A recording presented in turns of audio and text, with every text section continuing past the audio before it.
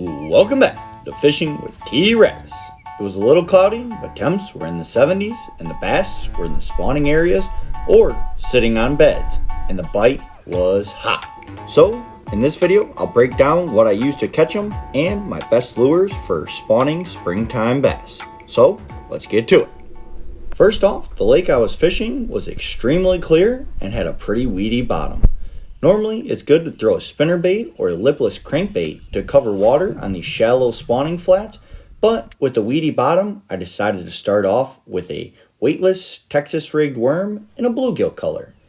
And actually, I like using this better because it can be worked slow or fast, which can help determine whether the bite is slow or the fish will chase a bait more. So, from this, I figured out that it was a mix between the pre-spawn bass, which were more willing to chase, and the spawning bass, which really didn't want to leave their beds. So I decided to mix in a jerk bait, also in a natural color, to work the edges of the spawning flats for the pre-spawn bass that were trying to get bluegills that were coming off the beds where they had just finished spawning. And that's how I caught this nice bass. GoPro, stop recording. Oh, big fish on.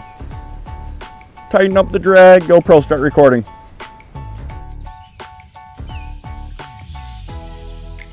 Oh, maybe not that big, but he's solid. Oh, baby. Oh, never mind, he's kind of big.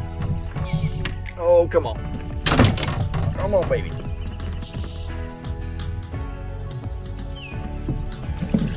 Oh, he's barely hooked, barely hooked.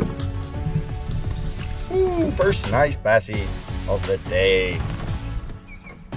Caught him right when I switched it up too. Thought he was small again, but he's actually not too bad. Not too bad.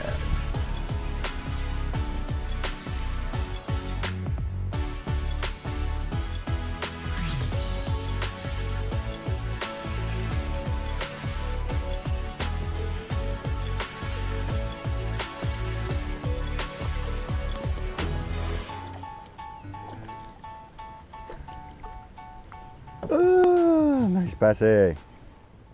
And in the spots where a worm or even a jerkbait or spinnerbait won't work well, you can always try throwing a frog. And sometimes in the spring, you'll see these bass chasing the frog and really blowing up on it.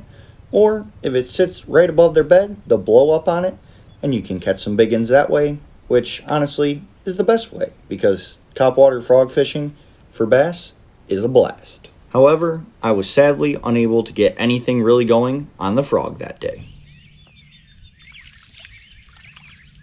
Woo!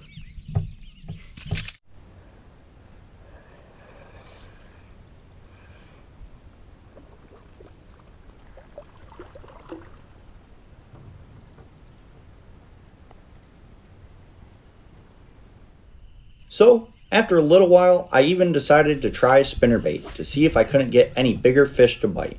Because working a worm, I was catching a lot of small ones, and the jerkbait was also catching a lot of small ones. Alright, so this fish just missed a spinnerbait that I was trying out a little bit. Let's see if he don't bite on the soft plastic.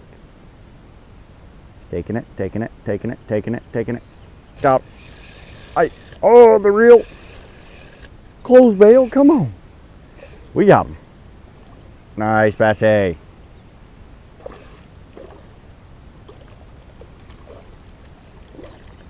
Woo! So that's why I always suggest if you have more than one rod, have one with your moving bait and one with the soft plastic to follow up in case you miss a fish.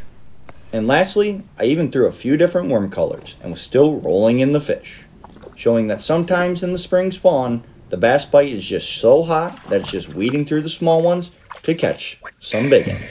So that's all until next time for Fishing with T-ravis.